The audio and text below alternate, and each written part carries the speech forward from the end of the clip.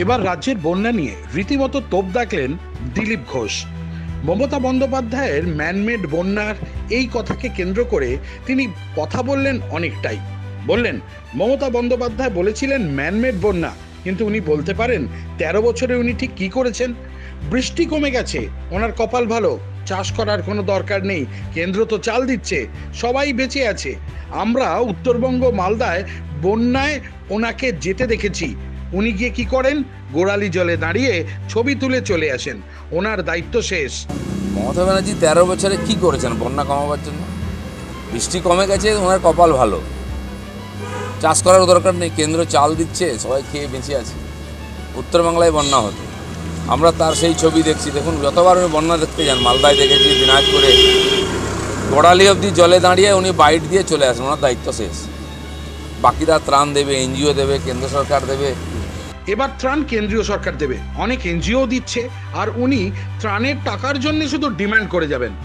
এই যে ঘাটালে বন্যা হয়, ওনার কোলের ভাই দেবকে উনি কথা দিয়েছেন ঘাটাল মাস্টার প্ল্যান হবে, তার কি হলো? ত্রাণের টাকার জন্য ডিমান্ড করবেন, এত হাজার কোটি তত হাজার কোটি, সেটা ইলেকশন ফান্ড বানাবেন। টাকা লুটার জন্য উনি যান, যে কত বলা উচিত। হেলিকপ্টারে ঘুরে উনি বুঝে যান কত বাড়ি ভেঙেছে, তার খবর দেন। তো উনি ১৩ বছর কী করছেন হিসাবে, ওনার ওই ছোটো ভাইটি, কোলের ভাই দেব, তাকে নাকি কথা দিয়েছেন।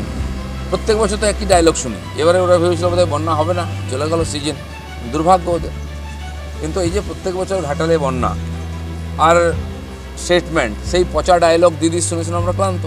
আমরাও ত্রাণ দিতে যে কী করবো, গরিব মানুষকে বাঁচাতে হবে, আর পুজোটা ওদের মাটি হয় প্রত্যেকবার। এটা কতদিন চলবে?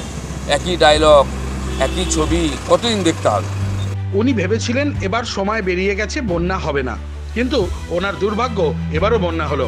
আর ওনার পচা ডায়লগ শুনতে শুনতে আমরা ক্লান্ত হয়ে গিয়েছি। আমরা ত্রাণ দিতে যাই, আর প্রত্যেক বছর গরিব মানুষদের পুজো মাটি হয়। উনি টাকা লোটার জন্য বন্যা দেখতে যান, কারণ ওনার ভোটিং ফান্ড দরকার। যেখানে যাবেন সেখানে গিয়ে বড় বড় ডায়লগ দেবেন, কারণ উনি জানেন ১ সপ্তাহ ২ সপ্তাহ চলবে বন্যা, তারপর ছুটি ১ বছরের। একটা কিছু তো এবার করুন। এমনভাবেই মমতা বন্দ্যোপাধ্যায়কে রীতিমতো তোপ দাগলেন দিলীপ ঘোষ। Democratic Indians.